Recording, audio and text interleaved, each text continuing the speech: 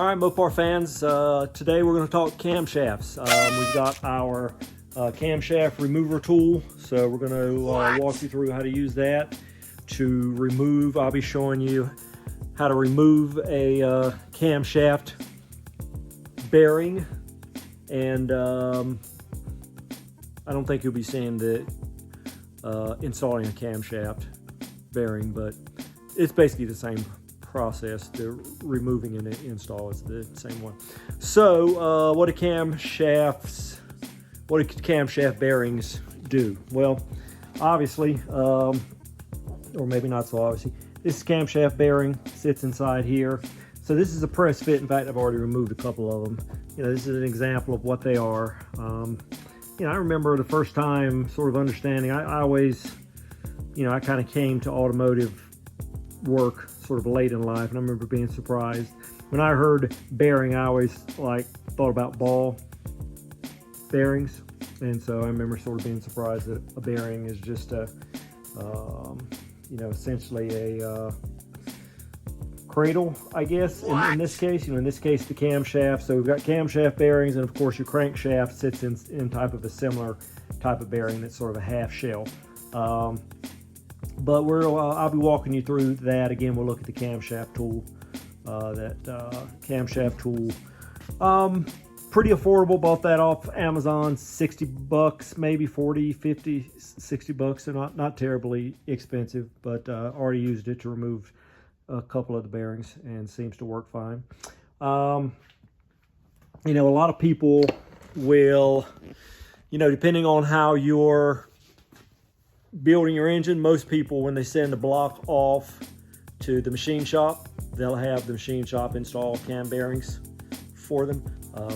Again, since this is a budget build, and my plan is to not use a machine shop at all, or if there's any machining processes I need to do, that I'll be doing it myself. So we'll see how that goes. Yeah, so if you have a engine block sent off to a machine shop to have work done, especially if they're going to be line bored and other things like that, normally you'll have the machine shop install the cam bearings for you.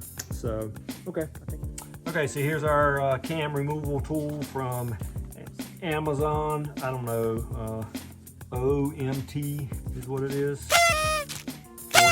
Motor Tech. Anyway, I'm sure it's something offshore, China, Taiwan, wherever. All right, so the way this works here, so notice you've got a bunch of different fittings sizes here, and these are what we're going to actually set inside. These are what we actually insert inside the cam.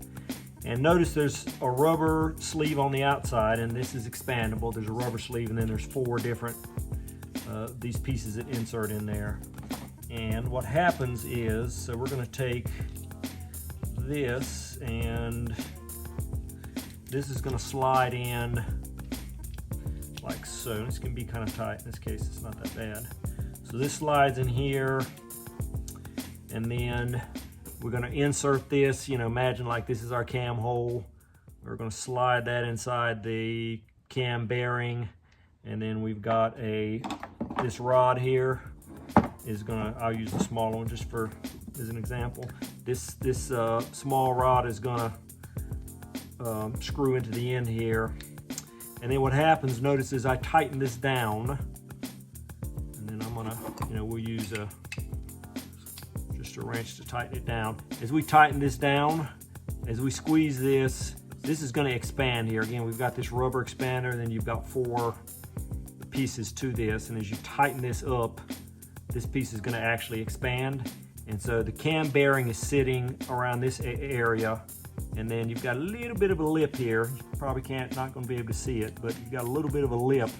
And so what happens is this expands, this sort of holds the bearing in place, and then we've got a driver. We're going to take a hammer and give it a whack on the end, and then that's what's going to actually drive the bearing out.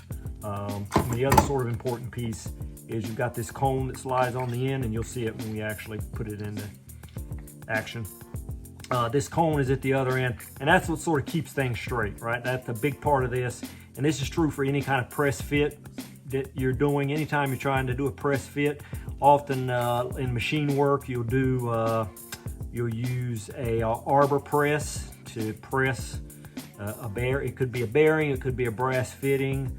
There's all kinds of applications for it, but an important part of press fits is making sure things are straight, because again, you're talking about very, very tight tolerances here. Again, maybe 10 thousandths.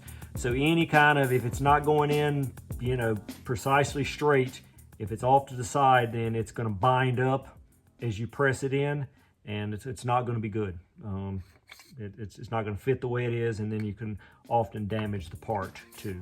So so that's generally how it works. I'm going to reposition our camera here, and we're going to knock out, I think we're going to start with the rear bearing. So for the Mopars, I think this is true for all the big block Mopars. The cam loads is at least 2 different sizes. Here's the cam I pulled out of the original 440 I've got. And I think this one up front is smaller. Let's see, that would actually be the one at the rear. The rear one is smaller, and I think these other 3 are the same size. I'm not sure about the one at the gear, but anyway, you got to use at least 2 different sizes, I think. So we're going to start out with this smaller one, and we'll drive the one at the back. I think the other thing is, as we look at our the block I've got in the engine stand, sometimes you have to take the block out of the stand. And so it could depend on the stand you're using and how much clearance you've got at the back. I'll show you that once I reposition the camera. But in fact, okay.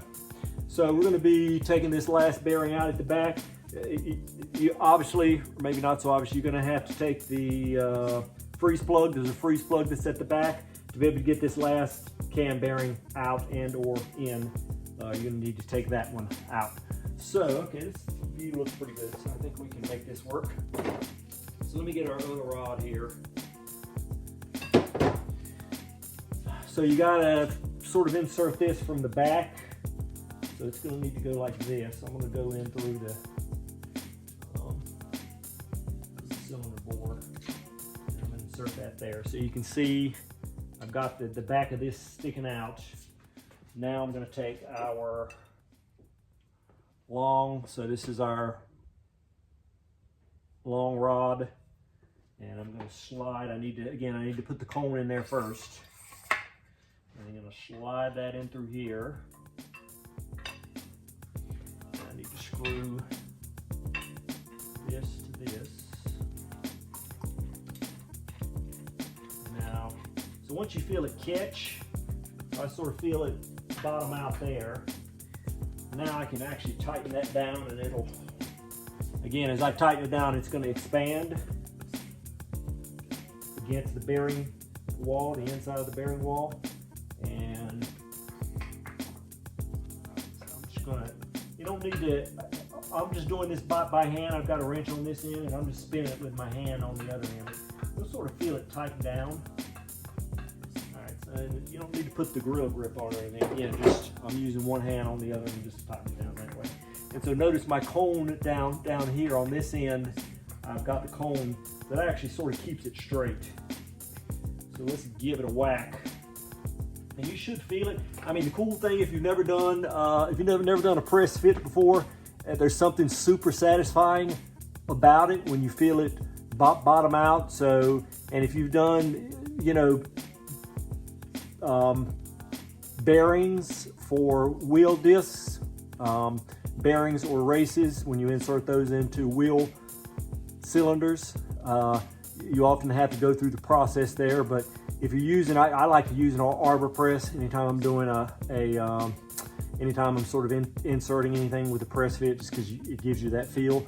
Now, of course, a popular way to do it is with a hydraulic press. You know, Harbor Freight sell those. I actually don't. That's one of the tools that I don't have. There's times where I would have needed it. But I actually like, if I can use an arbor press, I like that because there's a certain feel.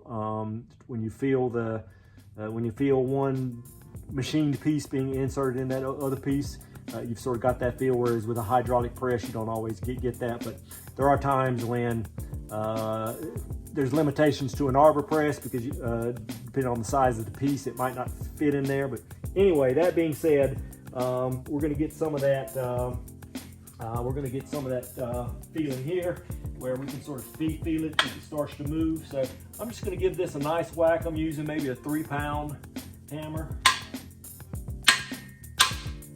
So I can feel it starting to move there.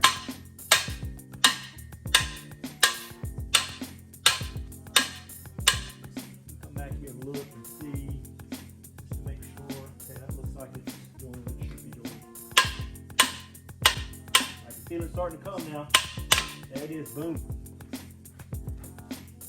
So there's our bearing. Then I'll pull that apart so you can see it.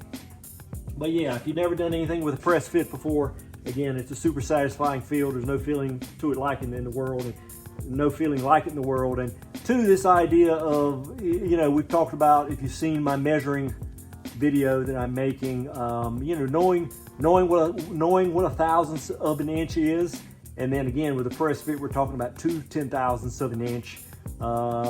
There's something, you know, that you're interacting with the metal in a way that normally you would not, and you only sort of get that sensation when you're doing something like a press fit, where you can really feel the contact of the metal up against one another. So anyway, let's take this apart and we can actually look at our bearing. And I don't know, again, I think I've mentioned that I'm actually in contact with the guy who owned this vehicle back in the 70s. Again, this is out of the 72 Road Runner, and he was in the process of rebuilding the block, and just for whatever reason was not able to continue. And so I don't know if you put new bearings in it or not. I like to ask. I like to ask him that. So anyway, here's the bearing here. I mean, it was sitting inside here. This is what I was talking about, where again, as this expands, there's a little bit of a lip there. That lip, notice as I push this in, you know, it catches on the bearing. It catches on the bearing, and then so when you drive it, that's what actually drives it out. And I don't know if these were new bearings or not. Let's take a look and see. I'm looking on the inner diameter. I mean, I don't think so. I'm seeing a little bit of wear. I'm seeing some wear marks on the inside, so I would guess they're not. You know, generally when you're rebuilding like this, you're probably going to want to put new bearings in anyway. It's a relatively cheap thing. But again, that's, hey, if we're doing this as a budget build, you get to decide. You get to decide what's important and what you think the right thing to replace is. Again, we're doing it based on, you know, making some calculated, educated decisions about where we want to spend money and where we don't. So that's your bearing again. So when we go to reinsert, it'll be the same thing. I'll put a new bearing. I'll put a new bearing on here. I'll slide it back up in from the other side. I'll screw it in, and then I'll just drive it in the same way I drove this one out. I'll drive a new one in. So okay, that's our bearing. That's our cam bearing lesson and removal and install for the day. Okay, remember to like this video and follow me. Thanks.